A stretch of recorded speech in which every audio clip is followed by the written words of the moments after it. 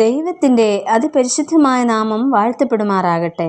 ഈ പ്രഭാതത്തിലെ വായന ഭാഗം ദാനിയേലിൻ്റെ പുസ്തകം 1 മുതൽ 3 വരെയുള്ള അധ്യായങ്ങളാണ്. ഇന്നത്തെ ചിന്തയ്ക്കായി തിരഞ്ഞെടുത്തിരിക്കുന്ന വേദഭാഗം അപ്പോസ്തലന്മാരുടെ പ്രവൃത്തികൾ 12-ാം അധ്യായം 12-ാം വാക്യം. മർക്കോസ് എന്ന മറുപേരുള്ള യോഹന്നാൻ്റെ അമ്മ മറിയയുടെ വീട്ടിൽ ചെന്നു. യെരുശലേം പട്ടണത്തിലെ വിധവയായ മറിയ എന്ന മാതാവിൻ്റെ മകനായിരുന്നു മർക്കോസ്. മർക്കോസ് എന്നത് ഒരു ഗ്രീക്ക് പേരും എന്നാൽ യോഹന്നാൻ എന്നത് അദ്ദേഹത്തിൻ്റെ എബ്രായ പേരും ആയിരുന്നു. വൻ ചുറ്റിക എന്നതായിരുന്നു ഈ പേരിൻ്റെ അർത്ഥം. യേശു കർത്താവിനു വേണ്ടി പെസഹ ഒരുക്കിയ ഭവനവും ചില പുനരുത്ഥാന പ്രത്യക്ഷതകൾക്കും പെന്തക്കോസ്ത് ദിനത്തിലെ സംഭവങ്ങൾക്കും സാക്ഷ്യം വഹിച്ചതും ഈ മറിയയുടെ ഭവനമാണെന്ന് പണ്ഡിതന്മാർ അഭിപ്രായപ്പെടുന്നു.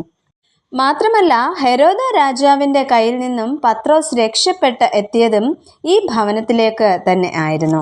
എന്നാൽ 1 പത്രോസ് 5-ാം അധ്യായം 13-ാം വാക്യത്തിൽ പറയുന്നതനുസരിച്ച് പത്രോസ് അപ്പോസ്തലൻ്റെ ആത്മീയ ശിഷ്യനുമായിരുന്നു മർക്കോസ് എന്ന് കാണുവാനായിട്ട് സാധിക്കുന്നു.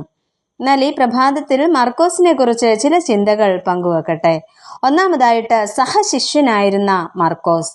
പൗലോസ് അപ്പോസ്തലൻ്റെ 1-ാം മിഷണറി യാത്രയിൽ അന്ത്യോക്യയിൽ നിന്ന് പുറപ്പെടുമ്പോൾ കൂടെ സഹശിഷ്യനായി മർക്കോസും ഉണ്ടായിരുന്നതായി അപ്പോസ്തല പ്രവൃത്തികൾ 13-ാം അധ്യായം 5-ാം വാക്യത്തിൽ കാണുന്നു.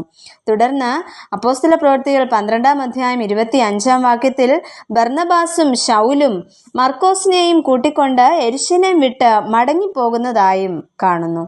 അങ്ങനെ ബർന്നബാസിൻ്റെ കൂടെ മർക്കോസ് അന്ത്യോക്യയിൽ എത്തുന്നു. ഒരു ഭൃത്യനെ പോലെ സഹായിയായി പ്രവർത്തിക്കുവാൻ മടി കാണിക്കാത്ത ശിഷ്യനും ആയിരുന്നു മർക്കോസ്. രണ്ടാമതായിട്ട്, എഴുത്തുകാരനായ മർക്കോസ്. മർക്കോസിൻ്റെ ഈ ഗുണം ഏറ്റവും പ്രശംസനീയമാണ്. യേശു കർത്താവിൻ്റെ ഉയർത്തെഴുന്നേൽപ്പിന് ശേഷം കുറഞ്ഞത് 3 ദശാബ്ദങ്ങളിൽ യേശു കർത്താവിനെ കുറിച്ചുള്ള വസ്തുതകൾ കേവലം വാമൊഴിയായി പലസ്തീനിലും പുറത്തുമെല്ലാം പ്രചരിച്ചിരുന്നു. യെരുശലേമിൻ്റെ പതനം ഈ സമയത്ത് സംഭവിക്കുന്നു. എന്നാൽ വിശുദ്ധ മർക്കോസ് എഴുതിയ സുവിശേഷം എന്തിനു വേണ്ടിയാണ് എഴുതിയത്? ആ കാലത്ത് യെരുശലേമിൻ്റെ പതനം സംഭവിച്ചത് യേശു കർത്താവിൻ്റെ പുനരാഗമനത്തിൻ്റെയും ലോക അവസാനത്തിൻ്റെയും കാരണമായി ചിലർ വ്യാഖ്യാനിച്ചു. അത് തിരുത്തുവാനായിട്ടാണ് ആ സുവിശേഷം എഴുതിയത്. മാത്രമല്ല, ക്രിസ്ത്യാനികൾക്ക് അക്കാലത്ത് നേരിട്ട പീഡനങ്ങളിൽ അവരെ ധൈര്യപ്പെടുത്തുവാൻ വേണ്ടി ഈ സുവിശേഷം രചിക്കപ്പെട്ടു. യേശു പഠിപ്പിച്ചതായ ചില സത്യങ്ങൾ ചിലർ മറ്റു രീതികളിൽ വ്യാഖ്യാനിച്ചതിനാൽ അവയെ തിരുത്തുവാനായിട്ട് ഈ സുവിശേഷം എഴുതപ്പെട്ടു. ക്രിസ്തുവിൻ്റെ അനുയായികളെന്ന് നടിച്ച ചില വ്യാജ മന്ത്രവാദികളുടെ കള്ളത്തരം തെളിയിക്കുവാനായിട്ട് ഈ സുവിശേഷം രചിക്കപ്പെട്ടു. ആദായം മോഹിച്ചുകൊണ്ട് തത്വജ്ഞാനികളായി ചമഞ്ഞിരുന്ന ചില കപടവാദികളെ നിരുത്സാഹപ്പെടുത്തുവാൻ ഈ സുവിശേഷം രചിക്കപ്പെട്ടു.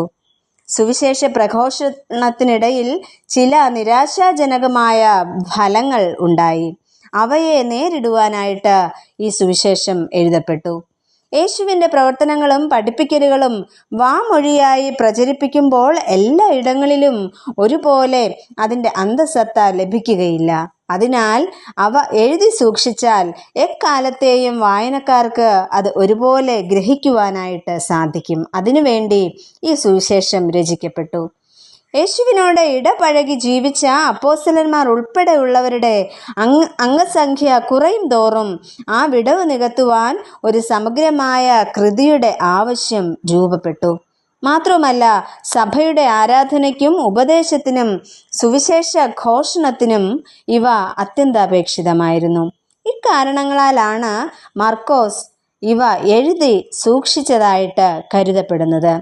പത്രോസിൻ്റെ കൂടെ മർക്കോസ് പ്രവർത്തിച്ചിരുന്ന കാലഘട്ടത്തിൽ പത്രോസിൽ നിന്നും ലഭിച്ച ഇത്തരം വിവരങ്ങളും എഴുതി സൂക്ഷിക്കുവാനായിട്ട് മർക്കോസ് മറന്നില്ല. പ്രിയമുള്ളവരെ, തുടർന്ന് മർക്കോസിനെ കുറിച്ച് കാണുന്നത് രക്തസാക്ഷിത്വ മരണം വരിച്ചു എന്നതാണ്. ക്രിസ്തു വിശ്വാസിയായ ഒരു മാതാവിൻ്റെ മകന് ഇത്തരത്തിൽ പ്രവർത്തിക്കുവാനായിട്ട് സാധിച്ചു. പ്രിയമുള്ളവരെ, സഭയ്ക്കും സമൂഹത്തിനും ഇത്തരത്തിൽ വലിയൊരു നന്മ പകരുവാനാണ് മർക്കോസിന് സാധിച്ചത്.